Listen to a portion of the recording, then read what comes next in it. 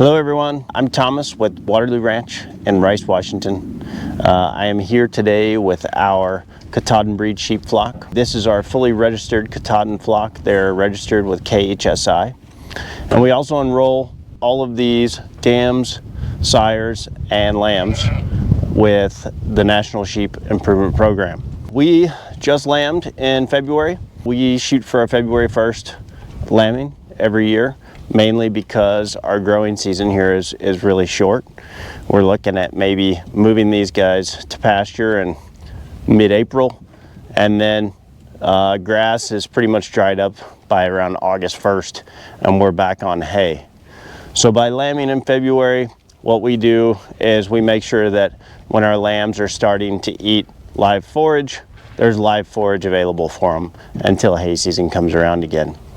We harvest our ram lambs in late August at about 7 months, and then we harvest our ewe lambs in late October, just before we kind of get deeper into snow season. When they're born, we get birth weights on every lamb that's born here. We know the sire and dam for every lamb that's born here. We submit birth weights. We also take what are called weaning weights and post-weaning weights, and we send those to the National Sheep Improvement Program in Australia.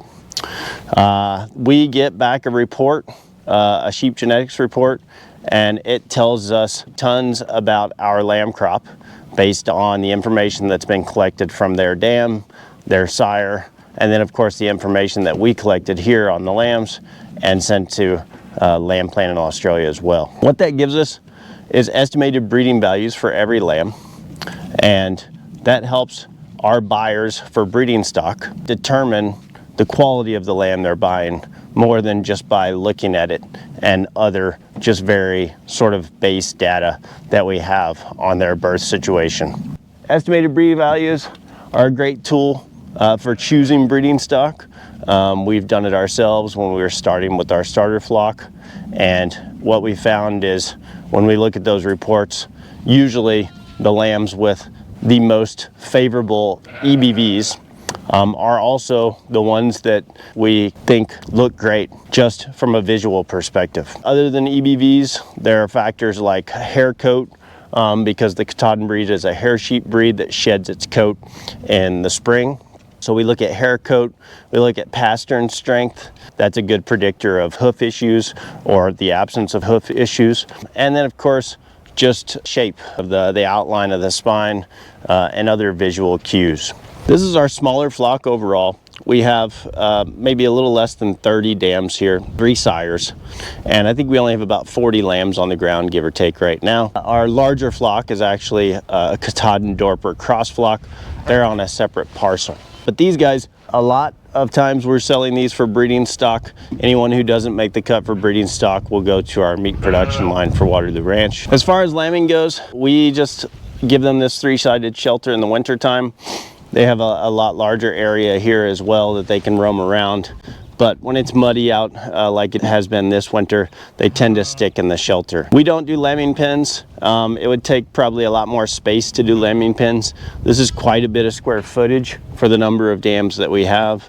But lambing pens, you definitely lose a lot of square footage, so we would need more space. We'd probably just need to build this shelter a lot bigger with a little drive-through, walk-through area in the middle to make it user-friendly. You got to think when you're doing lambing pens, you need feeding station and a water station, mineral salt station for every single ewe and lambs. And so it's super labor intensive. It certainly is the best way to get a high yield on your lamb crop. You're gonna have way fewer rejections due to less confusion about whose lambs are whose.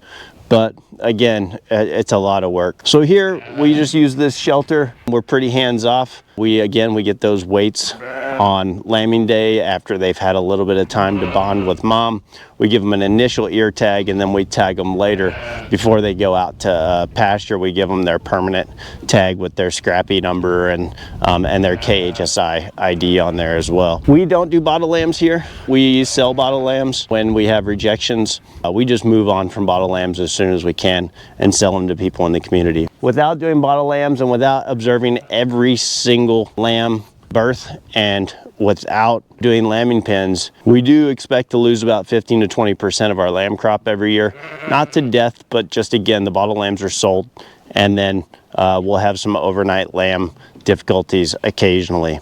But overall, you know, the lambs that survive here are super strong lambs. Almost certainly came out unassisted, have been nursed by their mothers till weaning, and has already survived a winter. We don't lose lambs to hypothermia despite lambing in February. We don't do lights or anything like that. We don't dry off lambs. We don't dip umbilical cords. We don't do any of that. All we do is, if we get to observe the lamb being born, we're there to assist if we have to, but that's really rare. And then of course, yeah, just weigh them and tag them and just keep an eye on them. But basically, once a lamb is born and they're accepted by their mother here, we have almost zero mortality. So really strong rate of survival here. Part of the reason for that is that we feed them free choice USDA premium orchard grass hay. We get that by the semi-load in 12 to 1,400 pound bales. We just drop them a bale and a feeder and let them go at it. We also supplement with alfalfa, just hand feed them alfalfa in the last part of gestation, and then we'll be supplementing them with alfalfa all the way up until we put them out onto pasture, usually in mid-April. So you'll see the body scores on our ewes, even nursing ewes, just really great body scores. And our lambs, it's not uncommon for us to hit 100 pounds in 100 days. So yeah, if you're looking for registered stock and you're interested in a hair sheep breed, there are tons of benefits to the Katahdin breed. They have a really good reputation for mothering abilities. They have really high parasite resistance. They shed their wool in the spring, so you don't have to shear them. And then the meat is super flavorful, but also not super strong, if that makes sense. It's just an incredible flavored meat. We just couldn't be happier with it. If you're not looking for a starter flock and you're just looking for lamb meat, just check out our website. You can also purchase lamb meat from us. We ship to Idaho and Washington, or you can find us locally in Eastern Washington, potentially. Just check out our website, waterloo-ranch.com. Thanks for hanging out with us today, and if you have any questions about our flock, just go to our website, fill out the form on the contact us page, or you can just reply in the comments to this video. But yeah, thanks for your time, and we hope to chat with you soon.